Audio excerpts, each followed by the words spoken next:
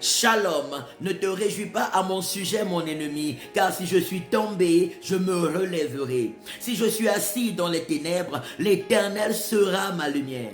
Je supporterai la colère de l'Éternel, mon Dieu, car j'ai péché contre lui, jusqu'à ce qu'il défende ma cause et me fasse droit. Il me conduira à la lumière et je contemplerai sa justice et sa bonté. Mon ennemi le verra et sera couvert de honte. Cet ennemi qui disait, où est l'Éternel, ton Dieu? Mes yeux se réjouiront à la vue de mon Rédempteur, à la vue des bontés de mon Rédempteur dans ma vie. Alléluia. Et mon ennemi sera foulé aux pieds comme la boue des rues. Le jour où l'on rebâtira tes murs, mon âme, ce jour-là, tes limites seront reculées. Gloire à la Dieu de Dieu. Néhémie chapitre 7, verset 8 au verset 11. La parole de Dieu nous dit, dans le livre de Proverbes chapitre 28, verset 13, que celui qui cache ses transgressions ne prospère pas, mais celui qui les avoue et les délaisse obtient la miséricorde de Dieu. Et dans le même livre de Proverbes chapitre 16, chapitre 26, verset 14, la parole de Dieu nous dit que 7 fois le juste tombera et 7 fois il se relèvera, mais les méchants seront précipités dans le malheur. Le juste, c'est celui qui est revenu à Dieu de tout son cœur par la repentance sincère et la conversion à Jésus.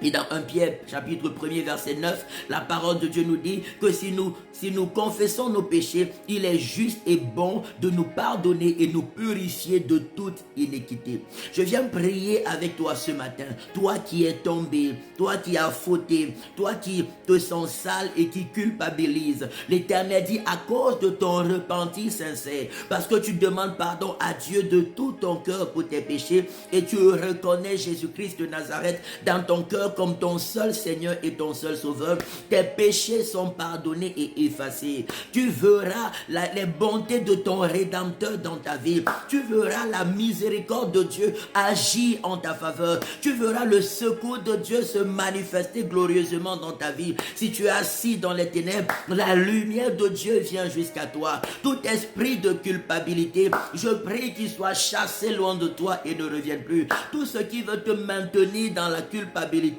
dans les ténèbres, dans l'humiliation, dans la honte et dans l'échec, cela libère ta vie, libère ta vie, libère ta vie, libère ta vie, libère ta vie au nom de Jésus-Christ de Nazareth.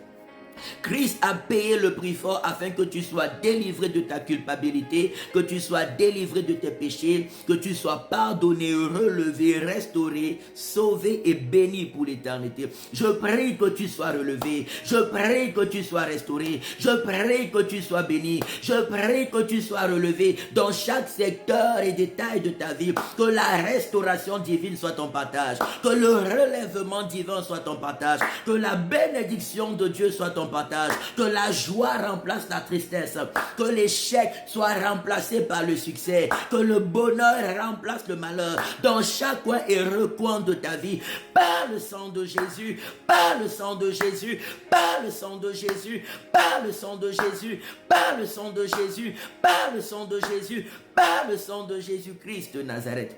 Waouh, tu ne resteras pas dans les ténèbres, car Christ t'a racheté. Ton Rédempteur est vivant. Il se lèvera et il se lève ce matin pour parler en ta faveur. Alléluia. Job chapitre 19, verset 25. La grâce de l'Éternel t'accompagne. Je déclare le relèvement et la restauration divine dans chaque coin et recoin de ta vie.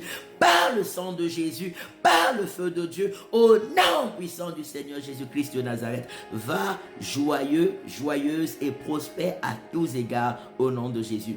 Répandons l'amour de Dieu, faisons le bien, rejetons le mal, proclamons la bonne nouvelle du royaume des cieux. Abondons en bonnes œuvres, en rendant toujours gloire à Dieu et faisant toutes choses pour sa gloire. Et nous verrons ces merveilles miraculeusement nous accompagner. Au nom de Jésus-Christ de Nazareth. Amen, amen, amen. Shalom.